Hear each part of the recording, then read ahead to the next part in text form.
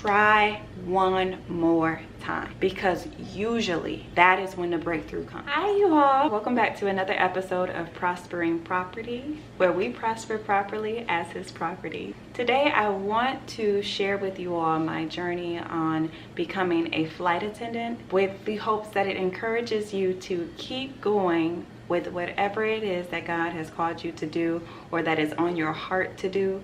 I do believe that the desires of our heart are placed there by God. So even if you don't feel as if, or if you know for a fact that God gave you that dream and you just been dreaming, please do know that more than likely that dream was placed on your heart by God.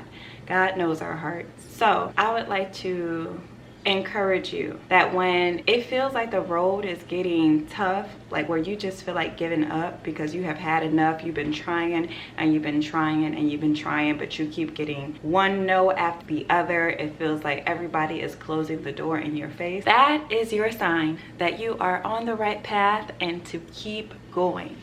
You all, back in 2018, was it 2018? Was that 2018? Let me see.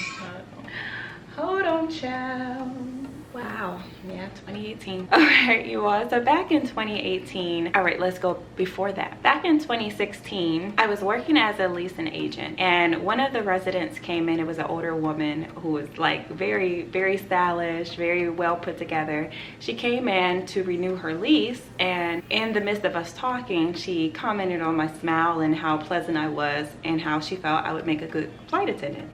At this time, I'm originally from Flint, Michigan. It's a very small town in Michigan that many people now know of because of the whole water crisis. But I was originally from Flint, Michigan.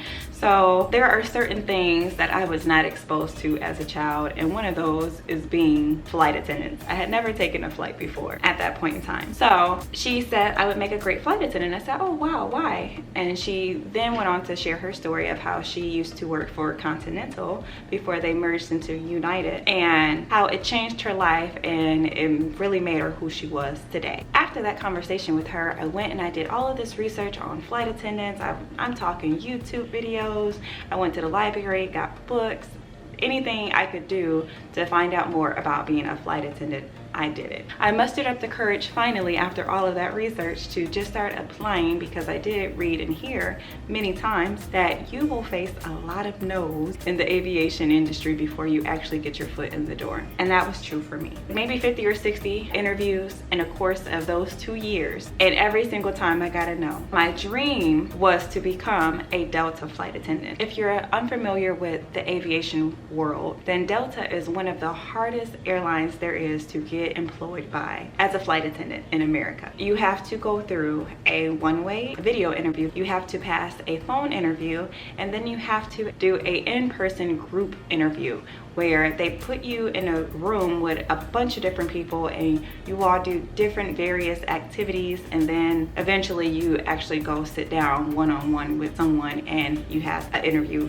like a typical interview. It's very, very overwhelming, and it's very understandable as to why many people do not make it through. So you all, when I received the email that I had made it past the one-way interview, I had made it past the phone interview, and I was invited to a face-to-face interview with Delta, I was ecstatic.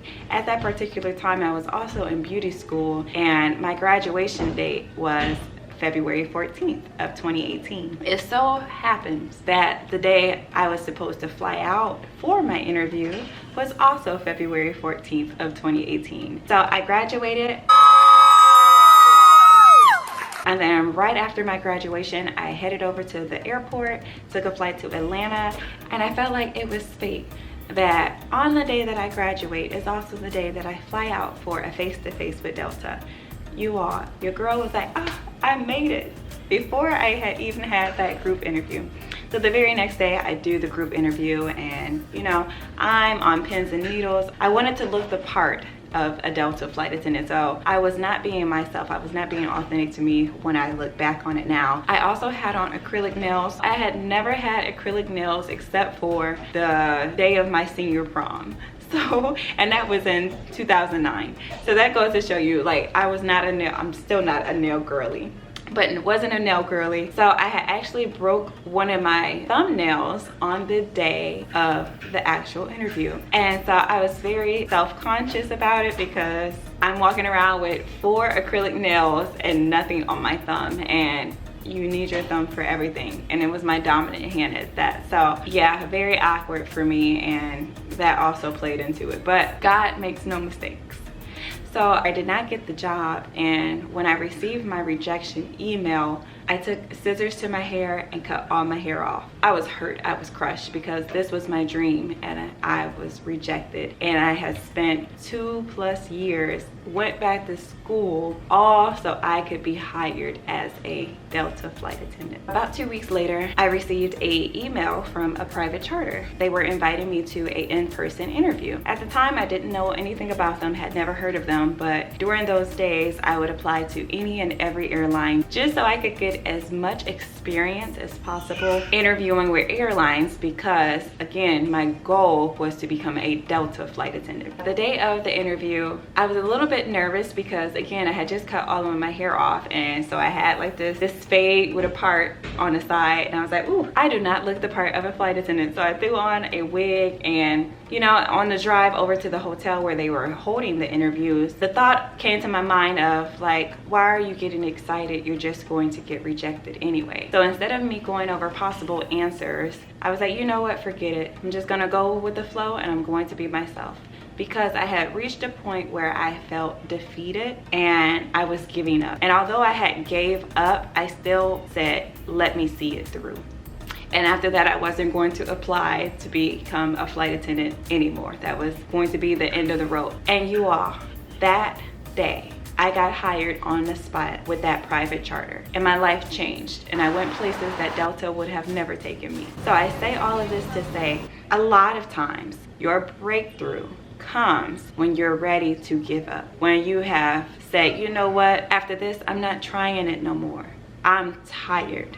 I have done this so many times, and I have received so many no's. I'm fed up, Lord. I can't do it no more. I can't take it anymore. I'm done. That moment that you feel like that, try one more time, because usually that is when the breakthrough comes. That is usually when the door opens up for you, because God has seen that you have tried it over and over again. You have kept faith and belief that He was going to do it. That couldn't be more true for my journey in becoming a flight attendant.